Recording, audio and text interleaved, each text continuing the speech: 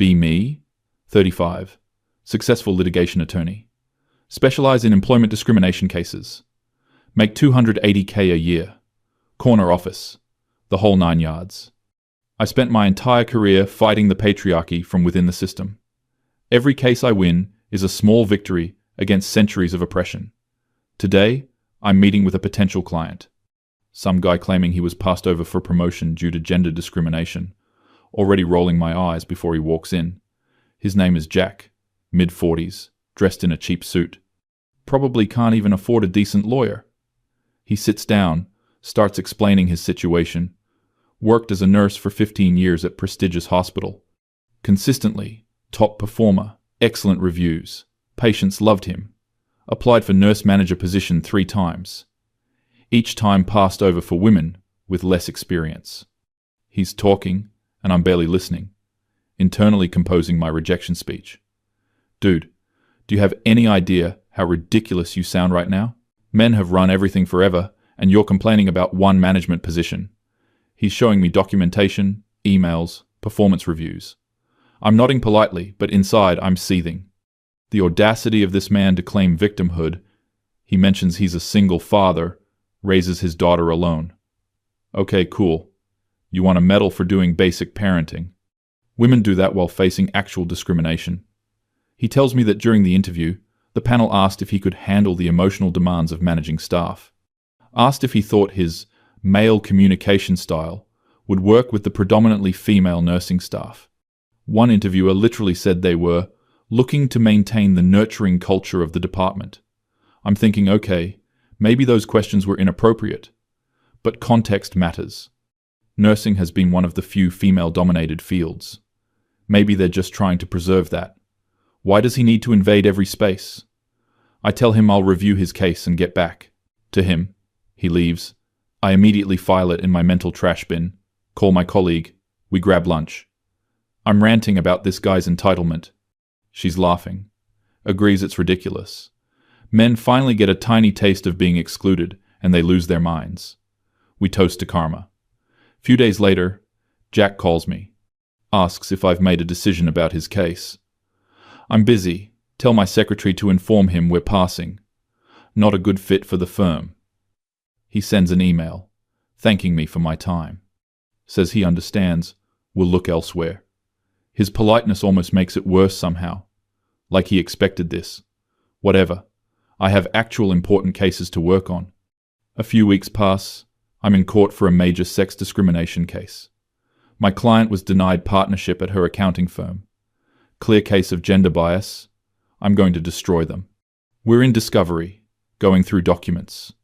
Opposing counsel brings up some precedent cases. One of them is Jack v. somebody. Wait, what? Some other lawyer took his case and won. Jury awarded him $2.3 million. Hospital's lawyers tried to argue the questions were standard. Jury didn't buy it. Case is now being cited as precedent. I feel sick. That could have been my case. That could have been my win. My commission. But more importantly, this sets a terrible precedent. Now every mediocre man is going to claim discrimination. This is going to be weaponized against women. I'm furious but can't show it in court. We break for lunch and I'm Googling everything about this case. The lawyer who took it is this smug-looking guy. He's giving interviews about how discrimination is discrimination, how gender bias hurts everyone. Oh please, spare me the enlightened centrist take. This is just men's rights activism in a fancy suit. My case proceeds. We win. But I can't enjoy it. I'm too angry about Jack. That evening, I'm at a professional women's networking event. Everyone's talking about the Jack case. Some women are nodding, saying discrimination is wrong. Regardless, I'm arguing that it's not the same thing. Men aren't systematically oppressed. One case doesn't erase centuries of patriarchy. A few women agree with me, but some are looking uncomfortable. One woman, a tax attorney, speaks up. Says her brother faced something similar in elementary education. Says he was told he couldn't teach kindergarten because it didn't look good. I argue that's different. That's about protecting children from predators. She looks at me like I just slapped her. She leaves early. Whatever. Some people can't handle complex discussions about systemic power. Months go by. The Jack case keeps coming up in my work. It's being cited in briefs, used as precedent. I hate it. I hate that I missed it. I hate what it represents. Decide to write an article for a legal journal about how isolated cases of reverse discrimination don't compare to systemic inequality. Spend weeks on it, cite tons of statistics. Submit it to 3 journals. All 3 reject it. 1. Editor sends a personal note. Says, the argument conflates legal standards with sociological trends. Says, courts deal with individual justice, not social movements. I'm livid. This editor is a woman too. Internalized misogyny is real. I post parts of my article on LinkedIn, get into massive arguments in the comments. Some people support me, but many don't. Even some of my female colleagues are pushing back. One comments, discrimination law has to be applied equally or it means nothing. I respond with a long thread about power dynamics. She doesn't reply. I think I won that exchange. Few months later, new case comes across my desk. Woman claiming she was discriminated against in hiring for a warehouse position. Company hired a man instead despite her qualifications. Perfect. Exactly the kind of case I live for. I take it, we prepare. I'm ready to demolish them. Get to discovery. Find out the man they hired was Jack. You have got to be kidding me. After winning his lawsuit, he changed careers. Used his settlement money to go back to school for logistics management. Got hired at this warehouse company. My client applied for the same entry-level management training program. She has a college degree, he doesn't. She has warehouse experience from a summer job, he doesn't. But he has that discrimination case win on his resume. He has nursing management experience, even if he never got the title. He interviewed well, apparently. I'm reading the deposition transcripts. Jack is calm, professional, explains his qualifications clearly, talks about managing patient care, coordinating with staff, handling emergencies, all transferable skills. Company's hiring manager says it was a close call, but Jack's experience in a high-stress healthcare environment was the deciding factor. His settlement isn't mentioned as a factor at all. I'm trying to build a case that they favored him because he was a man, but the evidence isn't there. If anything, his resume is more impressive now. I'm interviewing my client, trying to find an angle. She's talking about how unfair it is, how she deserves it more because she has the degree, how Jack is just another man taking opportunities from women. And I'm nodding, agreeing, pumping her up. But there's this tiny voice in my head. This is exactly what Jack said about the nursing position. Shut up, brain. It's not the same. Except the evidence in this case is even weaker than what Jack had. His case had literal smoking gun questions about his gender. This case has nothing. Just a hiring decision that could go either way. I'm grasping at straws, looking for any email, any comment, anything suggesting bias. There's nothing. Company's defense attorney is, of course, that smug bastard who took Jack's case. We have our first meeting. He's insufferably polite. Treats me with complete professional respect, which somehow makes me angrier. He lays out his defense calmly, points out that his client followed all proper hiring procedures, interviewed multiple candidates, made decision based on qualifications, offers me a chance to review all their documentation. I'm looking for the gotcha, the trap. There isn't one. He's just being straightforward. I realize this case is going nowhere, but I can't tell my client that. She's counting on me. More importantly, I can't let him win again. Can't let Jack win again. We proceed toward trial. My client is convinced we're going to win. I'm working 18-hour days trying to build something from nothing. My other cases are suffering. Partners are asking questions. I tell them this is important, this is about principle. One partner says, maybe we should consider the strength of the case. I snap at him that he wouldn't understand. He's a man. Of course, he's not going to see the importance. He walks away, shaking his head. Week before trial, the defense attorney offers to meet for coffee. I assume it's to discuss settlement. Fine. Let's hear his lowball offer. We meet, he orders. Tea, I order black coffee. He starts talking about how he respects my work, says he's followed my career, admires my wins. I'm waiting for the but. He says he wanted to talk to me off the record, about why I turned down Jack's case. I freeze. How does he know that? Jack told him, of course. I say it wasn't a good fit for the firm. He nods slowly. Asks if I've ever turned down a case because the client was a woman. I say that's different. I specialize in helping women. He asks how that's different from a lawyer who specializes in helping men. I say because women face systemic discrimination. He says that's a sociological observation, not a legal standard. Courts deal with individuals. Individual justice, not group justice. I argue that you can't separate individual cases from systemic context. He says that's exactly what the law requires us to do. Says a good lawyer represents the case, not the cause. I tell him my cases are my cause. He says that's advocacy, not justice. I'm getting heated, voice rising. People in the coffee shop are looking. He remains calm. Says he's not trying to upset me, just wanted to understand my perspective. Then he says something that makes my blood boil. Says Jack asked him to reach out to me, wanted to make sure there were no hard feelings, wanted me to know he understood why I turned him down. The condescension, the paternalistic assumption that I need his understanding. I tell him I don't need Jack's forgiveness. He says it's not forgiveness, it's empathy. Jack knows what it's like when your pain doesn't matter because of your identity. He thought maybe I'd learn from that. I stand up, tell him this meeting is over. He stays seated, says the settlement offer is on the table. My client drops the case. No admission of wrongdoing. Each side pays own costs. I say we'll see him in court. I leave. Spend the whole drive back to office shaking with rage. Who the hell does Jack think he is? And this guy with his fortune cookie wisdom, I'm going to destroy them in court. Trial preparation intensifies. My opening statement is fire. Talk about how women have fought for every scrap of equality, how we can't let that progress be eroded. My associate reads it and looks concerned. Says maybe we should focus more on the specific facts. I tell her I know what I'm doing. The day of trial arrives. I'm ready. I'm wearing my power suit, my good heels. Armor on. We go through jury selection. I'm striking men left and right with my peremptory challenges. Defense doesn't object, just watches. We end up with a jury that's mostly women. Perfect. Trial begins.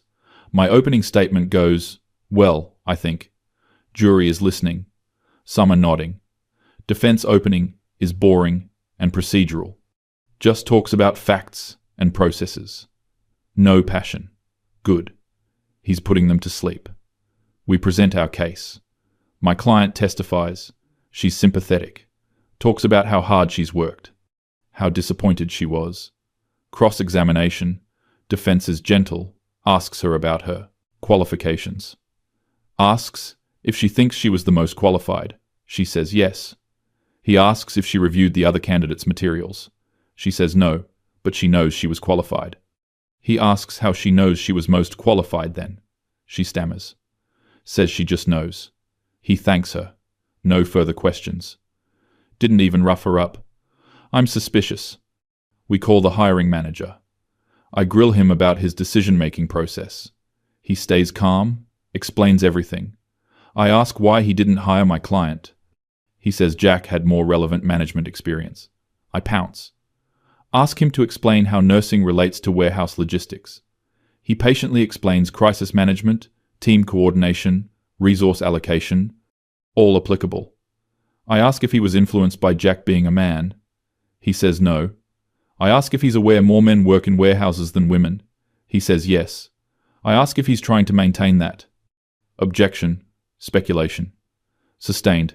I'm frustrated but continue. Defense cross is again simple. Just reinforces the qualifications question. We call an expert on gender discrimination in hiring. She testifies about patterns and statistics. Defense objects to relevance. Judge allows it, but instructs jury, this is background context only. They must decide based on this specific case. Defense calls his witnesses. Jack takes the stand. I've been waiting for this. He's calm, collected, answers questions about his background, talks about his nursing career, his lawsuit, his career change, talks about how hard he worked to transition fields, admits he doesn't have a traditional background for logistics, but says he brought other valuable skills. Defense yields for cross. I stand up. This is my moment. I ask Jack if he thinks he was the most qualified candidate. He says he doesn't know, he only saw his own application. I ask him to compare his qualifications to my client's. He says she had certain advantages, like formal education. He had others like management experience. I ask if he thinks his being a man helped him get the job. He says he hopes not. Says he knows what gender discrimination feels like. He wouldn't want anyone to experience it.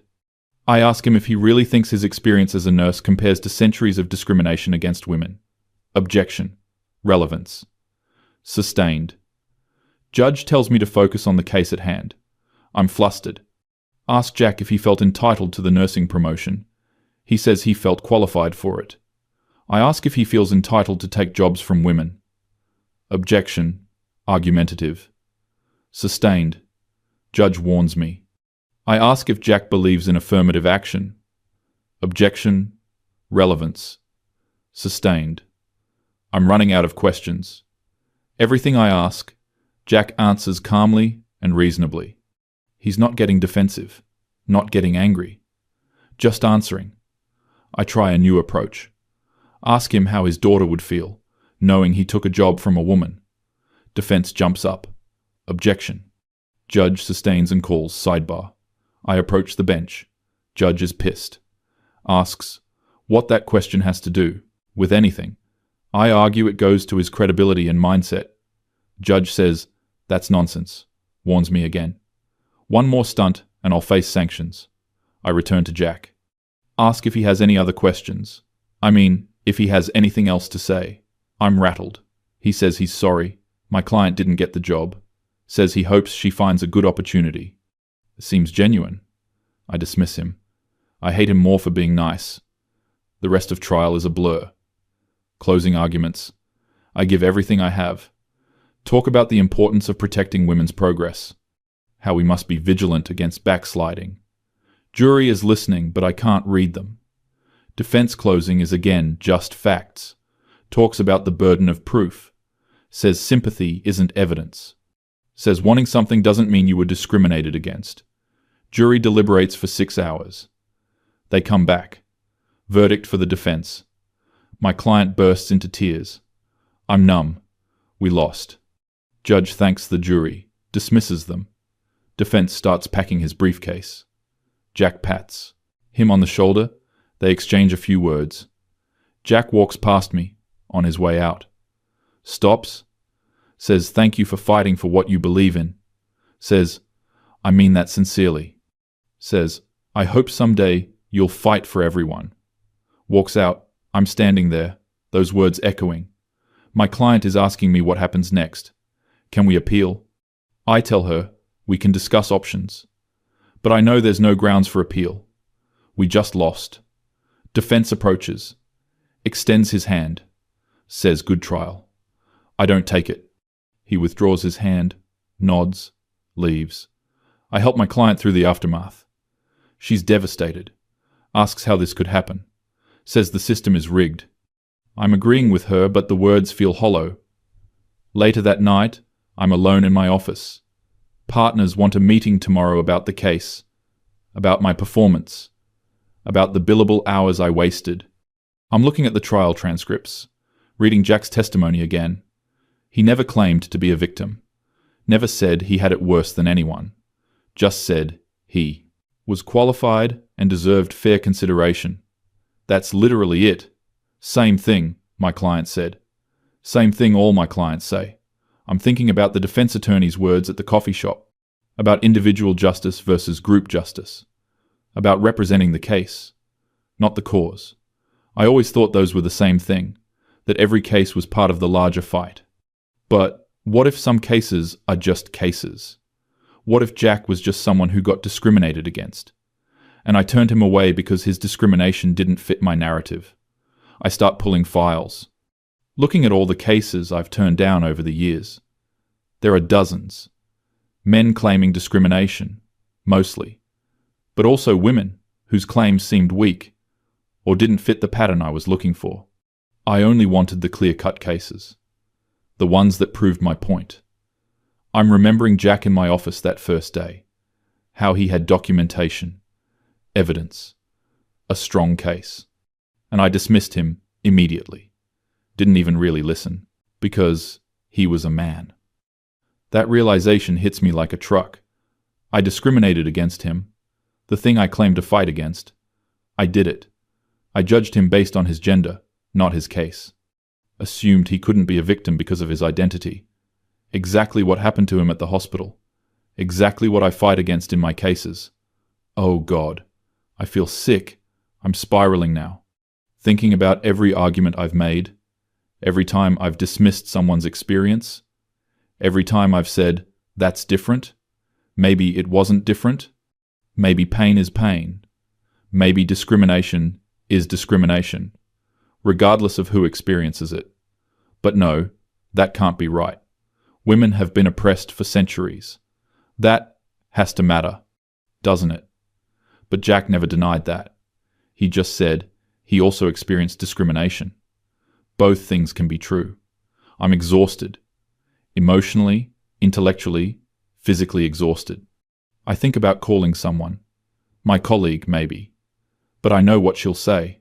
She'll reassure me that we're right, that the jury was wrong, that Jack and his lawyer are just MRAs in disguise.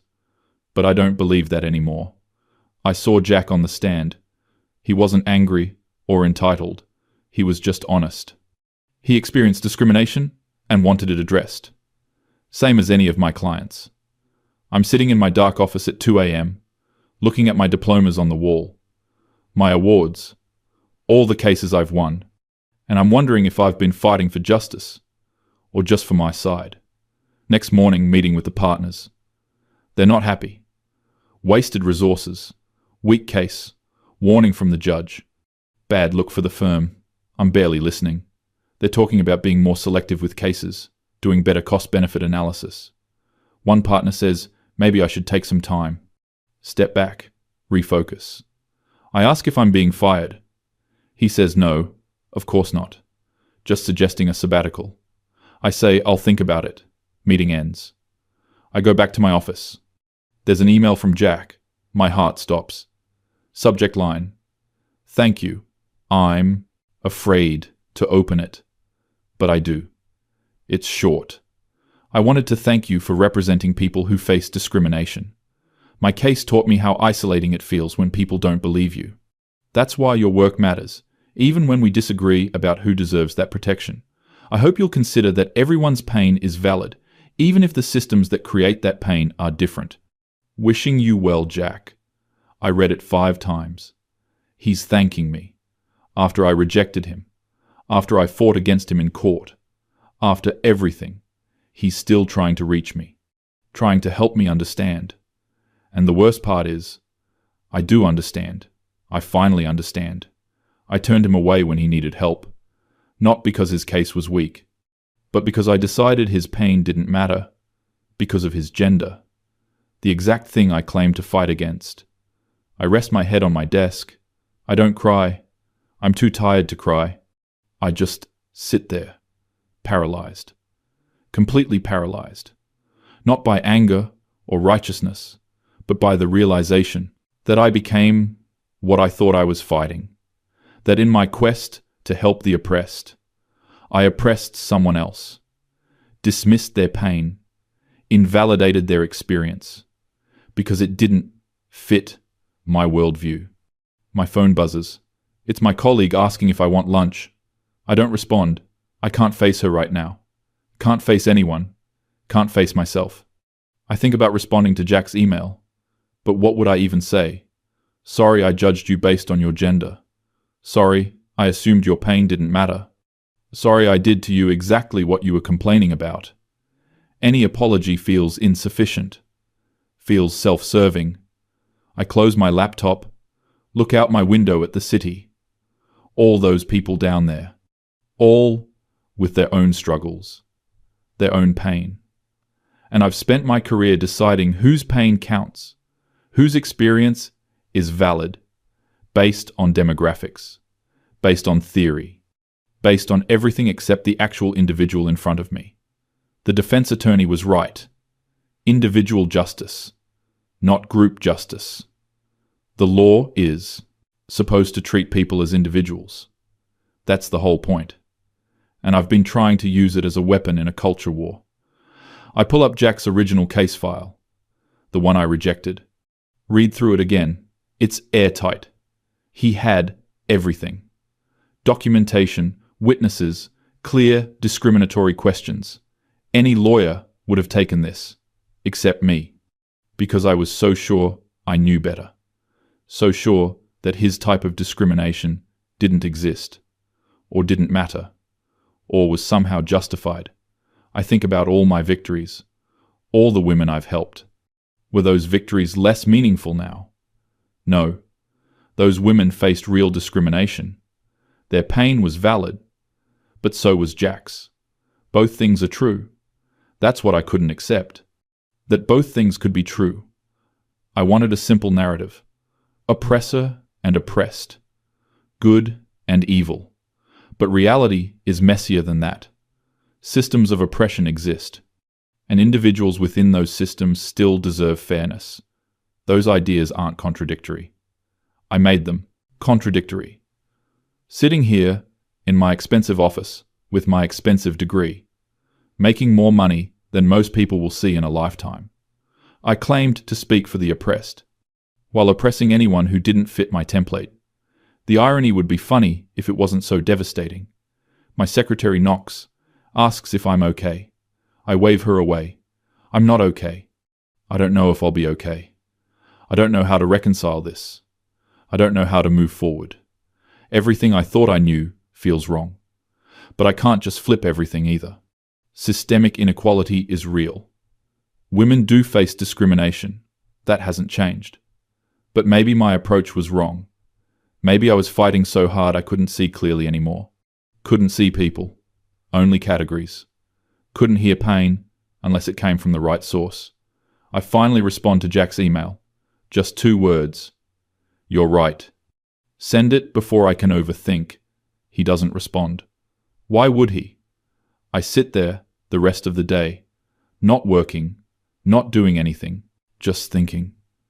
About every case, every argument, every time I was so sure I was right. The sun sets. Office empties. I'm still at my desk, paralyzed by the realization that being right about systems doesn't mean you're right about people, and that sometimes the thing you're fighting against is exactly what you've become.